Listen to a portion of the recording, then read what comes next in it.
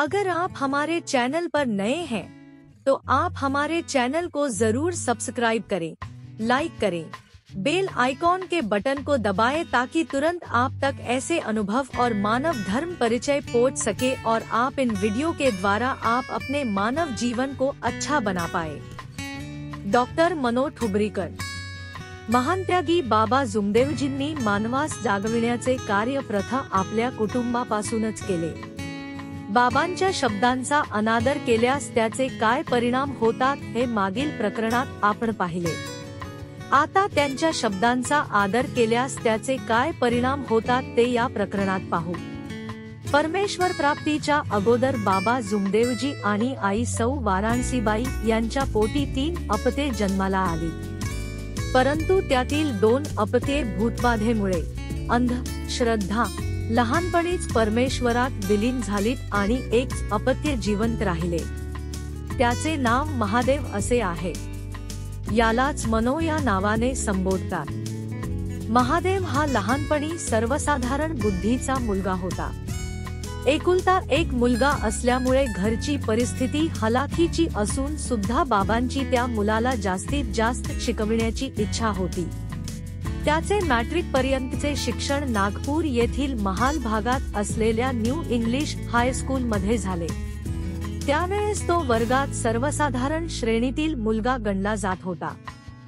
मॅट्रिकची परीक्षा उत्तीर्ण केल्यावर पुढील शिक्षणाकरिता त्याने सायन्स फॅकल्टीमध्ये कॉलेजमध्ये प्रवेश घेतला, परंतु BSc पार्ट 1 मध्ये शिकत असताना तो वार्षिक परीक्षेत नापास झाला। त्यावेळेस बाबांनी एका भगवंताची प्राप्ती केली होती। आपल्या मुलाच्या बुद्धीबद्दल बाबांना माहित असल्यामुळे तो नापास झाला तरी ते त्याला काहीच बोलले नाही। पुढे प्रयत्न कर, परमेश्वर यश देईल असे ते त्याला समजावत होते, कारण बाबांना पूर्ण विश्वास होता की तो आज नाही तर उद्या निश्चितच प्रगती करील। महादेव नापास झाल्यामुळे खूप उदास झाला। एक दिवस त्याने बाबांना सांगितले की मला आता यापुढे शिकायचे नाही, माझे डोके अभ्यासात चालत नाही। तेव्हा बाबांनी त्याला खूप समजावले की नापास झालास म्हणून वाईट मानण्याचे काहीच कारण नाही। पुढे तुला जसे जमेल तसा अभ्यास कर, निश्चितच तुला यश येईल। परंतु तो काही ऐकायला तयार नव्हता। त्याने बाबांजवळ हट्टच धरला की मी शिकत नाही। त्यावर बाबांना खूप वाईट वाटले। ते मनाशी म्हणाले की मी शिकवायला तयार आहे तर हा शिकत नाही, काय म्हणावे याला, आणि त्याच्यावर ते खूप रागावले।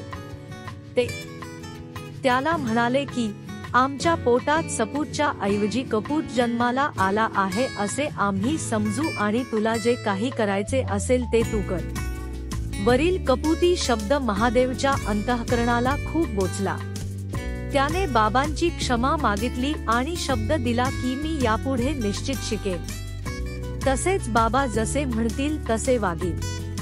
नंतर त्याने पुढील शिक्षण पूर्ण करण्याचा चंग बांधला आणि त्यानंतर त्याने कधीही मागे वळून पाहिले नाही।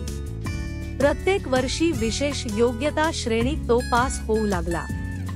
यामागे बाबांचे वेळोवेळी होणारे मार्गदर्शन, परमेश्वराची कृपा आणि त्याने घेतलेले अथक परिश्रम यांचा सुरेख असा सांधलेला त्रिवेणी संगम होता।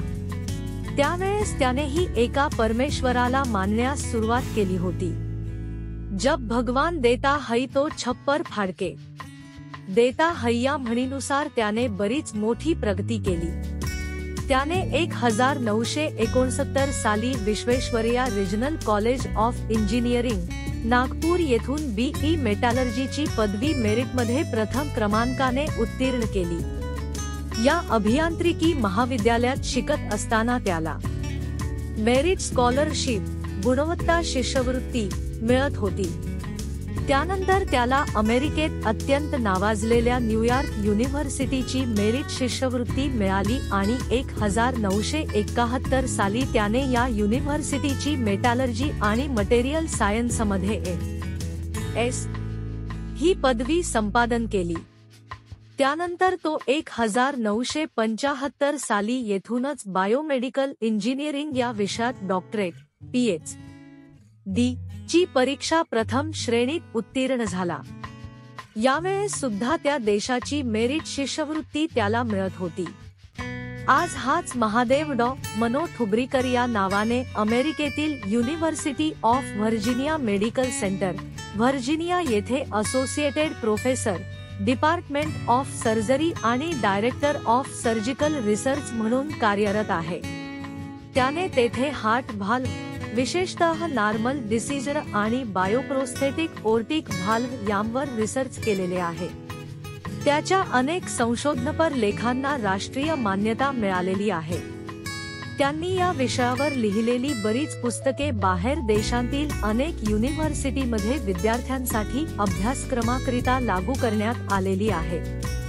त्यांना न्यूयॉर्क अकॅडमी ऑफ मेडिसिनने मेरिट सर्टिफिकेट आणि national institute of health USA ने रिसर्च करिअर डेव्हलपमेंट अवॉर्ड देऊन गौरवान्वित केले आहे।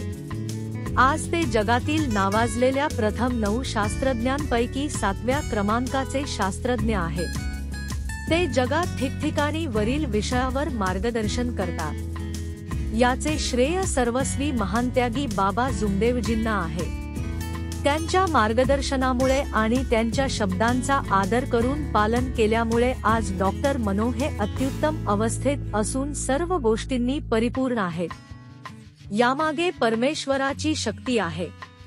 बाबा आपल्या मार्गदर्शनात नेहमी सांगतात की या मार्गात येणारा सेवक पूर्वी कितीही गरीब आणि अडाणी असला तरी तो सेवक झाल्यावर शिक्षणामुळे उच्च पातळीपर्यंत जाऊ शकतो। तो कधीही दुःखी आणि कष्टी राहू शकत नाही। म्हणून बाबांच्या शब्दांचा आदर करणे आणि त्यांचे तंतोतंत पालन करणे हे प्रत्येक सेवकाचे आद्य कर्तव्य आहे।